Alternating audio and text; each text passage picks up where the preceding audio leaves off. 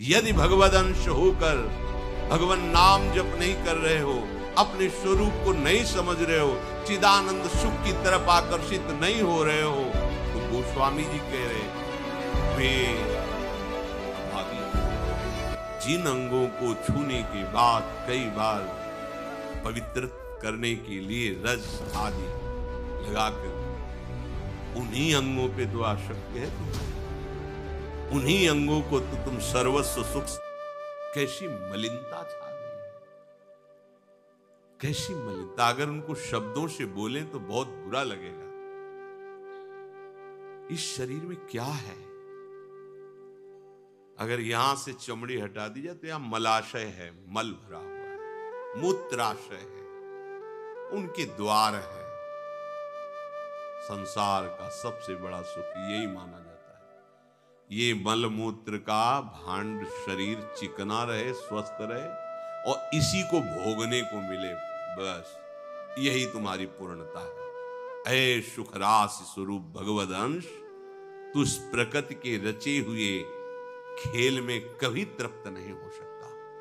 विचार करके देखिए आपका मन कहां आपको फंसा रहा है। मल है तो मल द्वार है, मूत्राश्र है तो मूत्र द्वार है।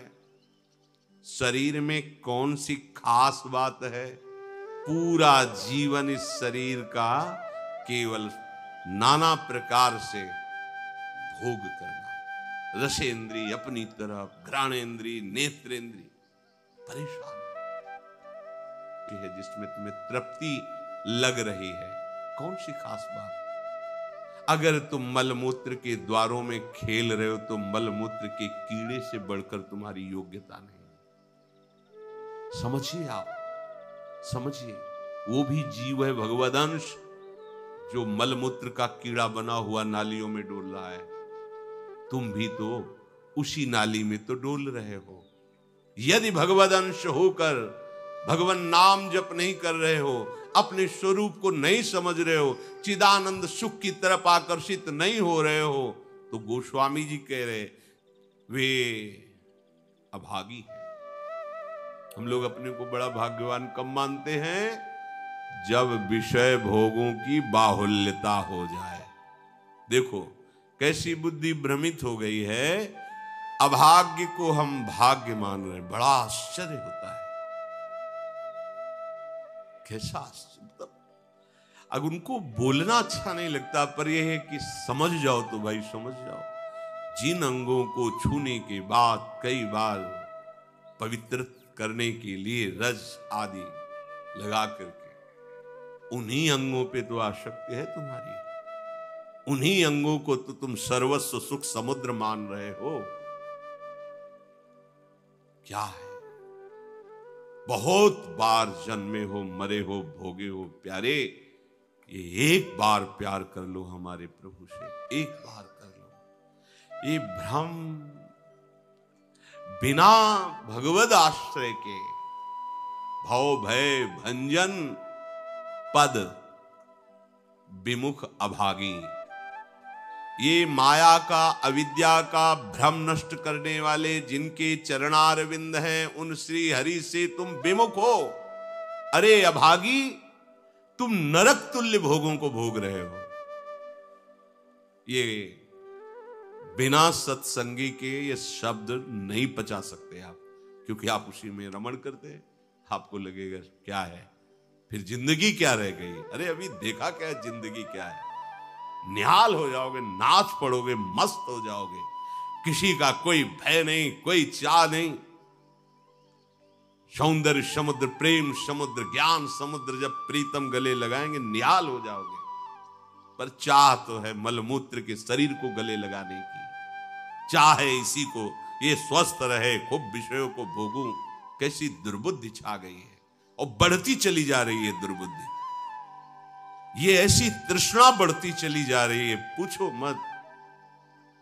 सावधान हो जाओ प्यारे, बहुत कम समय है, तुम्हारा शरीर छीन लिया जाएगा, जबरदस्ती छीन लिया जाएगा, ना चाहते हुए तुम्हारे शरीर का नाश हो जाएगा। मान लीजिए एक चंद समय है, कुछ समय है, जिसे तुम 80 साल 100 साल समय ऐसे गए, ब्रह्मा जी के लोक में एक कमल की पंखुड़ी ऐसे छेदी जाए तो मृत्यु लोक का 1 वर्ष हो जाता है।